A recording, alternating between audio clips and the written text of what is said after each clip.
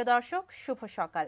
ATN নিউজের স্বাস্থ্য বিষয়ক আয়োজন ফার্স্ট এড অনুষ্ঠানে সবাইকে স্বাগত জানাচ্ছি। আমি শাহানা জাহান, সৌজন্যে অ্যারিস্টো ফার্মা লিমিটেড।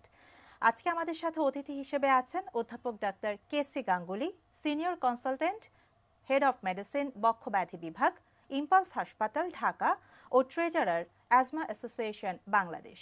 আমাদের আজকের বিষয় করোনা পরিস্থিতি। প্রথমে আপনাকে অনেক ধন্যবাদ জানাচ্ছি আমাদের অনুষ্ঠানে আসার জন্য। পুরো বিশ্বজুড়ে এখন মহামারী চলছে করোনা ভাইরাস নিয়ে। তো এই মুহূর্তে আপনার কাছে জানতে চাচ্ছি আমাদের বাংলাদেশের বর্তমান পরিস্থিতি কেমন? বাংলাদেশের বর্তমান পরিস্থিতি সত্যিকার অর্থে যথেষ্ট উদ্বেগজনক। আতঙ্কিত কথাটি হয়তো বললে সেটি অত্যুক্তি হবে না, তারপরেও আমি জনসাধারণকে আতঙ্কিত না হয়ে বরং এই উদ্বেগটি অনুধাবন করার জন্য অনুরোধ করব। আপনি দেখেছেন যে গত ঈদকালীন সময়ে আমাদের যাতায়াত এবং জনসমাবেশ যেগুলো হয়েছে, মানুষজন যেভাবে ফেরি ঘাট দিয়ে পার হয়েছে, যেগুলো সত্যিকার অর্থে আমাদের অনুচিত ছিল, যদিও রাষ্ট্রীয় তরফ থেকে, সরকারের তরফ থেকে সেটা বিধিনিষেধ আরোপ করা ছিল, নিষেধ করা হয়েছিল, কিন্তু তারপরও মানুষ তাদের জীবন জীবিকার তাগিদ বলেন, মনের টান বলেন, যে কোনো কারণেই হোক তারা ছুটে গেছে। এবং যেভাবে ধারণা করা হয়েছিল যে এই ঈদের পরবর্তী সময়ে একটি সার্জ বলি আমরা, একটি ওয়েভ বলি, সেই ওয়েভ যে শুরু হবে সেটা আগে থেকেই বোঝা গিয়েছিল। এর কারণ হচ্ছে যে আমাদের বাংলাদেশের ধরেন 3 দিকের বর্ডারের বিরাট অংশই কিন্তু ভারত বেষ্টিত, কিছু অংশ মিয়ানমার, বাকি সবটাই ভারতের। এখন ভারতে আমরা তো তাদের ওয়েভটা আমাদের একটু আগে হয়েছে, ফলে সেখানে আমরা যে তাদের নতুন ভেরিয়েন্ট, যেটাকে বলা হয় ডেল্টা ভেরিয়েন্ট, এটা ভারতেই প্রথম ডিটেকশন হয়েছে, কিন্তু এখন পৃথিবীর প্রায় 100 দেশে এই ভেরিয়েন্ট ছড়িয়ে পড়েছে। এটা আসলে এটা ডমিন্যান্ট ভেরিয়েন্ট হিসেবেই এখন এস্টাবলিশড হয়ে গেছে বিশ্বে। তখন ভারতের সাথে আমাদের স্বীকৃত বর্ডারগুলো, যদিও সরকার সেখানে যথেষ্ট ব্যবস্থা গ্রহণ করেছে, বিধিনিষেধ আরোপ করেছে, পর্যবেক্ষণ পরীক্ষণের ব্যবস্থা করেছে, কিন্তু এই স্বীকৃত বর্ডারের বাইরেও কিন্তু আমাদের এই বর্ডারটি অত্যন্ত পোরাস বলি আমরা, ছিদ্রযুক্ত। আসলে এখানে এমনও জায়গা আছে যেখানে বর্ডারের 10 হাত পূর্ব দিকে বাংলাদেশ, 10 হাত পশ্চিম দিকে ভারত, অর্থাৎ একই বাড়ির উপর দিয়ে আমাদের বর্ডার সীমানা চলে গেছে। বাড়িটি দ্বিখণ্ডিত হয়ে গেছে এবং সেখানে মানুষের কিন্তু অবাধ যাতায়াত সুযোগ আছে এবং হয়। এর বাইরেও আছে, যেটা অর্থনৈতিক কারণেও বিভিন্ন মানুষের বর্ডার বেল্টে যারা এপার ওপার যাতায়াত করেন ইত্যাদি। এটাকে চাইলেই যে খুব মানে একেবারে নিশ্ছিদ্র করা সম্ভব হয় সেটাও কিন্তু নয়। ফলে ভারতে যে কোনো সংক্রামক ব্যাধি যখন দেখা দিবে, সেটি যে স্বাভাবিকভাবেই বাংলাদেশে চলে আসবে এটি কিন্তু অ্যাপ্রিহেন্ড করা যায়, বোঝা যায় আগে থেকেই। তো সেজন্য আমাদের বোধহয় আরও একটু বেশি সচেতন হওয়া দরকার ছিল। ওই যে জনস্রোত সেটিকে যদি থামানো যেত তাহলে আজকে এরকম অবস্থাটি হতো কিনা বলা কঠিন। এবং আপনি দেখেছেন যে প্রথমত এই ডেল্টা ভ্যারিয়েন্টের প্রকোপগুলো শুরু হয়েছে কিন্তু আমাদের বর্ডার বেল্ট দিয়ে, চাঁপাইনবাবগঞ্জ, দিনাজপুর, তারপরে আপনি খুলনা, যশোর এবং চুয়াডাঙ্গা, এসব অঞ্চল থেকে শুরু হয়েছে এবং গ্রাজুয়ালি ধীরে ধীরে সে কিন্তু সেন্টারের দিকে অর্থাৎ ঢাকার দিকে অগ্রসর হয়েছে। এবং এখন দেখা যায় ঢাকা এবং তার চারপাশে যথেষ্ট পরিমাণ করোনা সংক্রমিত হচ্ছে, ডিটেকশন অনেক বেশি হচ্ছে। এখন দৈনিক প্রায় সারা দেশে 9,000 10,000-এর মতো ডিটেকশন হচ্ছে। এবং এটা তো সত্যি কথা যে এটাই সব নয়, কারণ আমাদের পরীক্ষা এখন 30,000 34,000 হলেও এটি এই 17 কোটি জনগণের জন্য যথেষ্ট নয়। মূলত এর জন্য দৈনিক অন্তত লক্ষাধিক পরীক্ষা করার প্রয়োজন হয়। তাহলে আমরা ধরেই নিতে পারি 9-10 হাজার যা ডিটেকশন হচ্ছে, শনাক্ত হচ্ছে, আরও এর বাইরে যথেষ্ট পরিমাণ কেস রয়ে গেছে। এবং হসপিটালে যারা আসেন তারা তো মূলত সাধারণ অল্প স্বল্প যেগুলো হয়, আপনি জানেন যে 85% করোনা রোগী কিন্তু সাধারণ হাঁচি কাশি দিয়ে ভালো হয়ে যায়। ফলে তারা তো আর হাসপাতালে আসেন না বা আসার প্রয়োজনও নাই। যেটা আমরা দেখি সেটা ধরেন 5 to 10% যে মারাত্মক সিমটম হয়, তাদের ভিতর থেকে একটা গ্রুপ বড় বড় হসপিটালগুলোতে আসছে এবং এখন আমরা দেখতে পাচ্ছি প্রতিটি হসপিটালেই করোনার বেড প্রায় ভরে যাচ্ছে, আইসিইউ বেডের সংকট দেখা দিচ্ছে, ফলে এটি অত্যন্ত উদ্বেগের বিষয়। আচ্ছা, আমরা ভারতীয় যে ভেরিয়েন্ট সেটার কথা শুনলাম, এই যে বিভিন্ন ভেরিয়েন্ট আলফা বিটা বা ডেল্টা ডেল্টা প্লাস, এই ভেরিয়েন্টগুলো কিভাবে তৈরি হচ্ছে বা কেন হচ্ছে? এটি চমৎকার প্রশ্ন। এটা হচ্ছে যে সব ভাইরাসই তাদের ধর্ম হচ্ছে তারা খুব দ্রুত প্রলিফারেট করে। কারণ সে যে তা আমরা যেটাকে বলি হোস্ট, অর্থাৎ মানুষ এখানে হোস্ট, মানুষকে যে সে আক্রমণ করবে তার টিকে থাকার একটি প্রয়োজন হয়। জি, আর এই টিকে থাকার জন্যই সে যখন দেখে যে অবস্থায় তিনি আছেন সেই ভাইরাসটি, সেই অবস্থায় সে থাকতে পারছে না, কারণ তার বিরুদ্ধে বিভিন্ন ধরনের প্রতিরোধ ব্যবস্থা তৈরি হয়, ভ্যাকসিন তৈরি হয়, যে কারণে তখন তার রূপ বদলাবার প্রয়োজন দেখা দেয়। আচ্ছা, আরেকটি হচ্ছে যে যত বেশি প্রলিফারেশন হয়, মাল্টিপ্লিকেশন হয় ভাইরাসের, জি, তত দ্রুত মাল্টিপ্লাই করতে গিয়ে এখানে যে জেনেটিক ম্যাটেরিয়াল আছে, কোড আছে, সেই কোডে কোথাও কোথাও সে একটা ভুল করে ফেলে, অনিচ্ছাকৃতও হতে পারে সেটা। আচ্ছা, এই যে ভুল করে ফেললো, তার ফলে দেখা যায় যে নতুন ধরনের একটা প্রোটিন তৈরি হয়ে যেতে পারে, নতুন ধরনের একটা অ্যামাইনো অ্যাসিড তৈরি হয়ে যেতে পারে। আচ্ছা, তখনই যে ভাইরাসটি আসে, তখন দেখা যায় যে তার আদি যে রূপ ছিল এবং পরবর্তীতে এই পরিবর্তিত যে রূপটি হলো, দুটির ভিতরে তখন অনেক ধরনের পার্থক্য হতে পারে। আচ্ছা, যেমন হতে পারে কি যে আদি ভাইরাসটির সংক্রমণ যে ক্ষমতা আমরা বলি ইনফেক্টিভিটি বা ট্রান্সমিসিবিলিটি, জি, সেটা যা ছিল রূপান্তরিত ফর্মে দেখা যায় তার ট্রান্সমিসিবিলিটি বেড়েও যেতে পারে, আবার কোনো কোনো ক্ষেত্রে কিন্তু কমেও যেতে পারে, আচ্ছা, সেটাও হতে পারে। দেখা যায় যে যে যে সিমটমগুলো তৈরি করতো আদি ভাইরাস যা করতো, এই ভেরিয়েন্ট যেটা হলো তার ভিতরে কিছু সিমটমের পার্থক্যও থাকতে পারে। আচ্ছা, তারপরে যে যে সে সিভিয়ারিটি বলি আমরা, যে তীব্রতা হবে, কতটা খারাপ হবে জি, রোগটি হলে পরে, সেটিও দেখা যায় যে ভ্যারি করতে পারে। হ্যাঁ, আচ্ছা, কমও হতে পারে, বেশিও হতে পারে। এই বিভিন্ন এবং ফ্যাটালিটি, অর্থাৎ এই ভাইরাস দ্বারা সংক্রমিত হলে কত পার্সেন্ট লোক মারা যেতে পারে, চিকিৎসা দেয়া হলেও মারা যেতে পারে, সেটাও ভ্যারি করতে পারে। ফলে এই এই এই যে এইটাকে আমরা বলি জেনেটিক মিউটেশন, এই মিউটেশন যখন হয় তখন তাদের রূপান্তরিত ফর্ম যেটা হয় সেটাই একটা ভেরিয়ান্ট। এখন প্রথম তো আমরা সবাই জানি যে চীনের উহানে এই ভাইরাসটি প্রথম ডিটেকশন হয়েছিল এবং সেখান থেকেই সারা বিশ্বে ছড়িয়ে পড়েছে। তো তারপরে প্রথম যে রূপান্তরিত অবস্থা দেখেছি সেটা হচ্ছে ইউকেতে, এবং সেটা ছিল আলফা ভেরিয়ান্ট। এরকম সাউথ আফ্রিকায় বেটা ভেরিয়ান্ট, ব্রাজিলে গামা ভেরিয়ান্ট, এবং পরবর্তীতে আমরা যেটা এখন পাচ্ছি সারা বিশ্বে যে 100টি দেশের বেশি যেখানে ছড়িয়ে গেছে এবং ডমিন্যান্ট হিসেবে প্রকাশ পাচ্ছে, সেটা হচ্ছে ডেল্টা ভেরিয়ান্ট। জি, এই ডেল্টা ভ্যারিয়ান্টের প্রথম ডিটেকশন ভারতে হয়েছে বলে ভারতীয়ই বলা হতো। তো সেটা হয়তো WHO সেভাবে নামকরণ করে না, এটাকে স্টিগমাটাইজ করা ঠিক না, এটা ডেল্টা ভ্যারিয়ান্টই আমরা বলি, সায়েন্টিফিক্যালি এটা ডেল্টা ভ্যারিয়ান্ট। জি, আমরা এই বিষয়ে আরো জানবো। আমরা একটা ছোট্ট বিরতি নিয়ে ফিরছি। প্রিয় দর্শক, ফার্স্ট এইড অনুষ্ঠানের সময় হলো ছোট্ট একটি বিরতির, সাথেই থাকুন।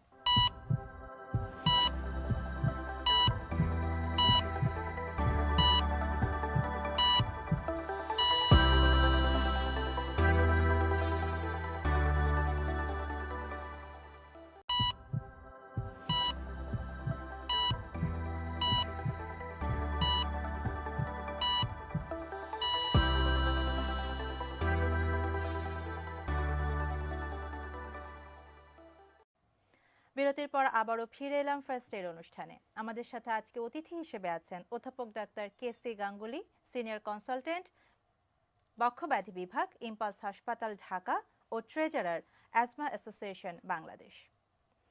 আমরা বিরতিতে যাবার আগে কথা বলছিলাম ভাইরাস এর মিউটেশন প্রক্রিয়া নিয়ে।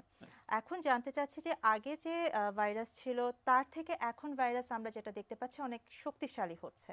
চিকিৎসা পদ্ধতিতে আমাদের কি কোনো পরিবর্তন এসছে? ধন্যবাদ। এটিও গুরুত্বপূর্ণ একটি বিষয়। শক্তিশালী বলতে আমরা এখন কি বুঝি সেটি দেখা গেছে যে এই ডেল্টা ভ্যারিয়ান্ট, যে আদি ভ্যারিয়ান্ট যেটা অথবা আলফা ভ্যারিয়ান্ট যেটা ছিল, তার থেকে 40% থেকে 55% বেশি ট্রান্সমিসিবল, সংক্রমণ ক্ষমতা তার বেশি, জি, কিন্তু তার ভিরুলেন্স অর্থাৎ সিভিয়ারিটি, রোগের করলে তার প্রকটতা যে কতখানি হবে সেইটা বেশি কিনা সেটা এখন পর্যন্ত কোনো বিজ্ঞানীরা গবেষণা করে বের করতে পারেননি। এখনো এ বিষয়ে তর্ক বিতর্ক চলছে, কোনো সিদ্ধান্ত এখনো হয়নি। ফলে যেটা আছে সেটা তার ট্রান্সমিশন ক্ষমতা বেশি, সে বেশি লোক মেরে ফেলছে, বেশি সিভিয়ার রোগ সৃষ্টি করছে, এটা কিন্তু এখনো নিশ্চিত নয়। দ্বিতীয়ত হচ্ছে যে এটাকে আমরা যে ভ্যাকসিনগুলো ব্যবহার করি সেই ভ্যাকসিনগুলো এখনো দেখা গেছে, মানে WHO অনুমোদিত এখন 8টি ভ্যাকসিন প্রচলিত আছে সারা বিশ্বে। এই 8টি ভ্যাকসিন সবাই কিন্তু অন্যান্য ওই ভ্যারিয়েন্টগুলোর উপরে যেভাবে ক্রিয়াশীল কাজ করে, এই ডেল্টা ভ্যারিয়েন্টের বিরুদ্ধেও সে কাজ করে। কোনো কোনো ক্ষেত্রে হয়তো দেখা গেছে 10% কম কাজ করছে, ইফিকেসি হয়তো কম দেখা গেছে, সেটা হতে পারে, কিন্তু এই ভ্যাকসিনের ইফিকেসি জিনিসটা কিন্তু বুঝতে হবে। আমরা বলি যে ভ্যাকসিন 70%, 80% বা 90% ইফেক্টিভ। তার মানে কি? তার মানে তো দাঁড়ালো যে 10%, 20% বা 30% লোকের ইনইফেক্টিভ। ব্যাপারটি তা নয়। ব্যাপারটি একটু বোঝার বিষয় এখানে এরকম যে না, এই 10%, 20% বা 30%-এর ক্ষেত্রে সংক্রমণ হতে পারে, সেটা তাদের উপসর্গ যুক্ত হতে পারে, উপসর্গ বিহীনও হতে পারে, সিমটোমেটিক আর অ্যাসিমটোমেটিক ইনফেকশন হতে পারে। কিন্তু এই যে সংক্রমণ হবে, এই সংক্রমণগুলো সিভিয়ার হবে না, মারাত্মক হবে না। এই সংক্রমণগুলোর কারণে তাকে হাসপাতালে ভর্তি হতে হবে না, আইসিইউতে যেতে হবে না, এবং করোনাজনিত কারণে তার মৃত্যুও হবে না, সেটা কিন্তু অলমোস্ট 100%। এই সবগুলোই যে WHO অনুমোদিত যে 8টি ভ্যাকসিন আছে এখন, এর সবগুলোরই বৈশিষ্ট্য এখানে। কিন্তু ওই ইফিকেসি যখন আমরা এক্সপ্লেন করি তখন 60, 70, 80 বললে পরে অনেকের মনে একটি দেখা দেয়, সংশয় দেখা দেয় যে 60% তার মানে বাকি 40% তো তাহলে কাজে দিবে না। না, কাজে দিবে, আপনার সংক্রমণ হতে পারে, কিন্তু সেটি হবে মৃদু সংক্রমণ, অথবা উপসর্গই হলো না, কিন্তু আপনাকে মৃত্যু থেকে, মানে করোনাজনিত মৃত্যু তো আর বন্ধ করা যায় না, করোনাজনিত মৃত্যু প্রতিহত করার ক্ষেত্রে এর সবগুলোই কিন্তু 100%, অলমোস্ট 100% ইফেক্টিভ। এখন কারো কোমরবিডিটি থাকতে পারে, অন্য রোগ থাকতে পারে, হার্ট ডিজিজ আছে, লাঙের ডিজিজ আছে, কিডনি ডিজিজ আছে, সেসব অনেক কারণে তো মানুষ মারা যেতে পারে। রোগ তো আর একটি মাত্র শুধু করোনাই যে রোগ তা তো না, এর সাথে হয়তো মাল্টিপল ফ্যাক্টরস থাকতে পারে, সেসব কারণের কথা ভিন্ন। ওগুলি বাদ দিলে এই ভ্যাকসিনগুলো ইফেক্টিভ অ্যাগেন্স্ট। আর চিকিৎসা সম্বন্ধে যেটা বলেছেন, না, চিকিৎসা মূলত এখন পর্যন্ত এই ভ্যারিয়েন্টের জন্য চিকিৎসায় কোনো ধরনের কোনো পরিবর্তন আনা হয়নি। যে গাইডলাইনটি দেওয়া হয়েছিল সেটাই এখনো প্রচলিত আছে এবং সেটাই করা হচ্ছে। এবং করোনার চিকিৎসা কিন্তু যদি ওই বিশেষ ধরনের কোনো কোমরবিডগুলো না থাকে বা থাকলে তার চিকিৎসা দেয়া, এবং অন্যত্র চিকিৎসা কিন্তু মোটামুটি স্ট্রেট ফরওয়ার্ড। অনেক ক্ষেত্রে এটাকে খুব জটিল করে না ফেলাই বোধহয় সঙ্গত হবে। সেটার ভিতরে হয়েছে যে প্রথম কথাই হয়েছে যার শ্বাসকষ্ট হয়েছে তাকে অক্সিজেন দিতে হবে, এবং পর্যাপ্ত অক্সিজেন, সেটা হাই ফ্লো নেজাল ক্যানুলা ইত্যাদি আপনি জানেন, সেগুলো লাগতে পারে। অর্থাৎ যেই পরিমাণের অক্সিজেন দিয়ে তার স্যাচুরেশন সুন্দরভাবে মেনটেন করা সম্ভব হয়, 94.5-এর উপরে রাখা যায়, সেই পরিমাণের অক্সিজেন দিতে হবে। দ্বিতীয়ত হচ্ছে যে এখানে একটা অ্যান্টি ইনফ্ল্যামেটরি ড্রাগ ব্যবহার করতে হবে। সেটা এই ক্ষেত্রে গবেষণায় যেটা পাওয়া গেছে সেটা হচ্ছে স্টেরয়েড এবং প্রিফারেবলি ডেক্সামেথাসোন। সেটার একটা পার্টিকুলার ডোজ আছে এবং ডিউরেশন আছে, সেই ডোজ এবং ডিউরেশনে দিতে হবে। খুব বেশি বেশি ডেক্সামেথাসোন দিয়ে কিন্তু ফল বেশি ভালো হবে না, সেটিও মনে রাখতে হবে। এবং অ্যান্টিভাইরাল একটি ড্রাগ সিভিয়ার যে সমস্ত পেশেন্ট আছে তাদের ক্ষেত্রে ব্যবহার করা হচ্ছে এখন, সেটি হচ্ছে রেমডেসিভির। তাদের ক্ষেত্রে এই ইনজেকশনটি ব্যবহার করতে হবে। এর বাইরে কিছু কিছু ড্রাগ আছে, বিশেষ করে মনোক্লোনাল অ্যান্টিবডি জাতীয় যে সমস্ত ওষুধগুলো, এগুলো সম্বন্ধে অনেক ধরনের তথ্য আছে, অনেক ধরনের কথাবার্তা আছে, কিন্তু সেগুলো হাইলি সিলেক্টিভ ক্ষেত্রে কোথাও কোথাও হয়তো উপকারে আসে, কোথাও হয়তো উপকারে আসেও না। ফলে এ নিয়ে আমার মনে হয় যে খুব বেশি ওষুধ পাওয়া যাবে না বা চিকিৎসা হবে না, এই ধরনের হতাশা মানুষের ভিতরে থাকার কোনো যুক্তি নেই। যে কয়টি ওষুধের কথা বললাম এটি মোটামুটিভাবে সবার ভিতরে, সব দেশেই পাওয়া যায়, আমাদের দেশেও পাওয়া যায়। আরেকটি কথা হচ্ছে যে এই অ্যান্টিবায়োটিকের ব্যবহার যেগুলো হয়, অনেক দামি দামি অ্যান্টিবায়োটিকই এই সব ক্ষেত্রে ব্যবহার হয়। হতে পারে আইসিইউতে খারাপ পেশেন্ট থাকলে তো সেটা বিভিন্ন ধরনের অ্যান্টিবায়োটিক, হাই অ্যান্টিবায়োটিক লাগতেই পারে, কিন্তু আবার ক্ষেত্র বিশেষে হয়তো মানে অ্যান্টিবায়োটিক এর কোনো স্পেসিফিক চিকিৎসা নয়, অনলি 10-20% ক্ষেত্রে দেখা যায় সেকেন্ডারি ইনফেকশন পাওয়া গেছে। সেই সব ক্ষেত্রে হয়তো অর্থাৎ বুঝে শুনেই সেই ধরনের অ্যান্টিবায়োটিক ব্যবহার করা প্রয়োজন হবে। আচ্ছা, তো এটাই মূলত চিকিৎসা সম্বন্ধে এখনো এই চিকিৎসা মানে ফ্রম দি ভেরি সব বিগিনিং জায়গায় একই রকম চিকিৎসাটাই আছে। যখন ভ্যাকসিনের কথা বলছিলাম, আপনি বলছিলেন যে করোনার পাশাপাশি তার আরো বিভিন্ন রকমের রোগ থাকতে পারে। এখন যে ডায়াবেটিস আছে বা কিডনির সমস্যা আছে বা আদার্স কোনো প্রবলেম আছে, সে কি ভ্যাকসিন নিতে পারবে বা ভ্যাকসিনে তার কি কোনো সমস্যা বা ঝুঁকির ব্যাপার আছে? খুবই গুরুত্বপূর্ণ বিষয় এটি, তারই অগ্রাধিকার।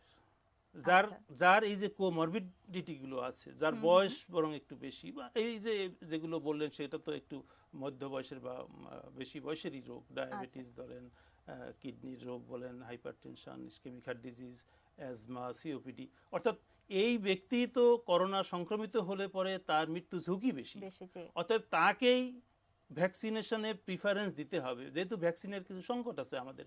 আমরা তো ভ্যাকসিন মাঝখানে মানে প্রায় আমাদের শেষ হয়ে গিয়েছিল। এখন যদিও ৪৫ লাখের মতো ভ্যাকসিন আমাদের সংগ্রহে চলে আসছে, এবং আরও ১০ কোটি ভ্যাকসিন হয়তো পাইপলাইনে আছে, আমরা ডিসেম্বরের ভিতরে পাবো, সেটাও সময় সাপেক্ষ ব্যাপার। জি। হাতে না পাওয়া পর্যন্ত আমরা বলতে পারছি না। আমাদের জনসংখ্যা ১৭ কোটির কাছাকাছি, আমরা এ যাবৎ দিয়েছি ১ কোটির মতো ভ্যাকসিন দিয়ে প্রায় ৪৪ লাখ লোককে আমরা ২ ডোজের কোভিশিল্ড দিতে পেরেছি, জি। এবং প্রায় ১৫ থেকে ২০ লাখ লোককে ১ ডোজ করে দিতে পারা গেছে। তাদেরকে এখন আবার ভিন্ন একটি এইখানেও একটি বিষয় আছে যে মিক্স ভ্যাকসিনের কি জি, হবে জি, না হবে। হ্যাঁ। তো ফলে হচ্ছে যে আমরা আমাদের এই জনগণের বিশাল অংশকে যেহেতু একসাথে ভ্যাকসিনেট করতে পারছি না, তাহলে আমাদের প্রিফারেন্সিয়ালি দিতে হলে এই গ্রুপ যাদের কোমরবিডিটি আছে, জি। যাদের ট্রান্সপ্লান্ট করা হয়েছে, যারা ইমিউনো সাপ্রেস বলি আমরা কথাটা, অর্থাৎ যাদের দেহে রোগ প্রতিরোধ ক্ষমতা কমে গেছে, বয়সজনিত কারণে হতে পারে, বিভিন্ন রোগজনিত হতে পারে, ক্যান্সারের পেশেন্ট যারা আছে, লিউকেমিয়া, লিম্ফোমার পেশেন্ট যারা আছে, এই ধরনের, এবং রিউমাটয়েড আর্থ্রাইটিসের পেশেন্ট আছে, যারা অনেকে ইমিউনো সাপ্রেসিভ এজেন্ট চিকিৎসার জন্য পেয়ে আসছে, অনেক অ্যাজমা পেশেন্ট আছে যারা স্টেরয়েড পেয়ে আসছে। ফলে এই ধরনের পেশেন্টদেরকে বরং প্রিফারেন্স দিয়ে তাদেরকে ভ্যাকসিন আগে দিতে হবে। ভ্যাকসিন নেওয়ার কোনো কন্ট্রা ইন্ডিকেশন নাই, শুধুমাত্র বয়স যেটা এখন দেখা হয়নি, সেটা আমাদের যে ভ্যাকসিনগুলো পাওয়া যাচ্ছে সেগুলো 18-র ঊর্ধ্বে দিতে হবে, 18-র নিচে এগুলো প্রুভেন নয়। তবে ফাইজারের ভ্যাকসিন 12 পর্যন্ত দেয়া যাবে। ফলে এই বয়স বাদে অন্য কোনো ক্ষেত্রেই ভ্যাকসিন দেয়া যাবে না এরকম কোনো নির্দেশনা নেই। শুধুমাত্র যদি কারো প্রমাণিত হয়ে থাকে, অর্থাৎ 1 ডোজ নিয়েছে, তখন সিভিয়ার অ্যালার্জিক রিয়াকশন দেখা দিয়েছে বা অ্যানাফাইল্যাকটিক শক হয়েছে, সেই ক্ষেত্রে হয়তো ওটা বাদ দিয়ে অন্য কোনোটা দেওয়া, সেটা ভিন্ন বিষয় হতে পারে। এর বাইরে আর এটার কোনো ধরনের কোনো নিষেধ নাই, তাদেরকে দিতে হবে। জি, তার মানে হচ্ছে কি ভ্যাকসিনটা আমাদেরকে নিতেই হবে বয়সের এটা না থাকলে। ভ্যাকসিন সবাইকে নিতে হবে, 18-র উপরে হোক, তারপরে 12-র উপরে, এবং ট্রায়াল চলছে, এক সময় হয়তো 2 বছরের উপরেই লেগে যেতে পারে। অনেক ধন্যবাদ, আমরা গুরুত্বপূর্ণ তথ্য পেলাম আপনার কাছ থেকে। আজকে আমরা একবারই শেষ পর্যায়ে চলে এসেছি। প্রিয় দর্শক, আমরা আজকে শেষ করছি আমাদের অনুষ্ঠান। আগামী পর্বে নতুন কোনো বিষয় নিয়ে আবারও হাজির হয়ে যাব। সবাই ভালো থাকবেন, সুস্থ থাকবেন, এটিএন নিউজের সঙ্গেই থাকবেন। ধন্যবাদ।